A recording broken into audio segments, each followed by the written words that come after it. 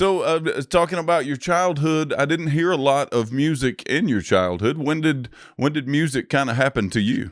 Well, there was, my older brother. One of my older brothers played guitar. It was a classic, more of a gut string guitar, and I would, listen to a lot of music, but never. The thing about me is that I started my music career very later in life. Actually, I always thought, you know, I never thought that I'd be an artist or even a singer. And it's only until very later that it came. And, looking back, music was always present. Many genres of music was, present in my life and all that. But it's until later that I realized how much it was important to me and had a huge impact. But yeah, I got into music way later. I had so many lives before this. My last job that I did was a sales rep on the road, selling industrial products, listening to radio, Hmm. country radio, never even thinking that I could, one day be on the radio, play on the radio, and do all that. So it was kind of weird, but I got a Christmas gift. And back then, it was like the worst Christmas gift ever. My girlfriend back then, she was like, "You don't hear yourself," because I would write songs. I'm very creative, and so I would write songs, and I would just sing them in the car, in the shower, and all.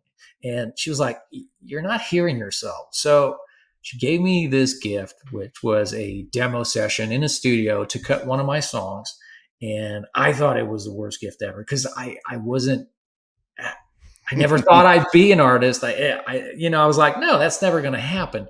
And what's funny is that every time I say never, Hmm.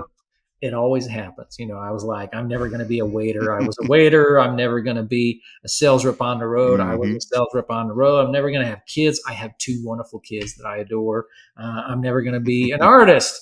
And boom, it happened. I think it's because deep down inside, I already knew it, and I don't know, afraid. I didn't want to face it, and I just needed that little push in the studio. So that's how it started for me. And but country music, it's really at, again in Hartford. I was with my cousin, and he he had a player, and he was like, "Hey, have you heard this guy?" I'm like, "No, I haven't." So he gives me the headphones, and he starts playing the song, and I'm like, "Oh my god, that singer he's talking to me." And I'm like the most important Hmm. person in the world. And that was Garth Brooks. And oh my god, that really changed everything for me. I guess, I loved country music before that.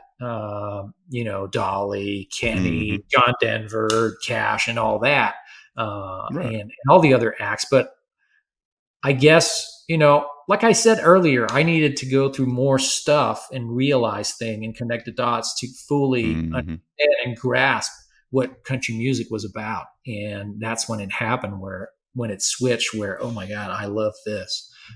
So when I started doing music, it was country.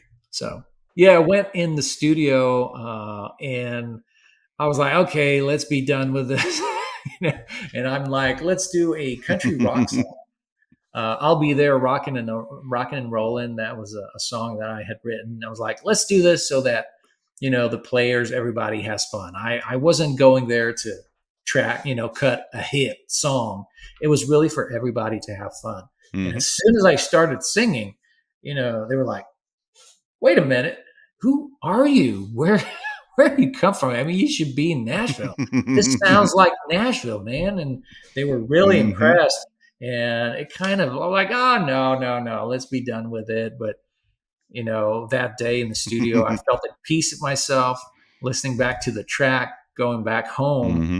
in the car. I was like, oh, okay, yeah, yeah, this might be something there. And so it just happened gradually, and here I am in Nashville now. Yeah, that's pretty from a cool. So, from a Christmas what year gift. was that? That was about 10 years ago. Yeah, that's a good gift.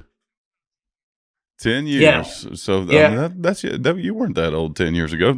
Not to give away our age. We don't want to age ourselves, but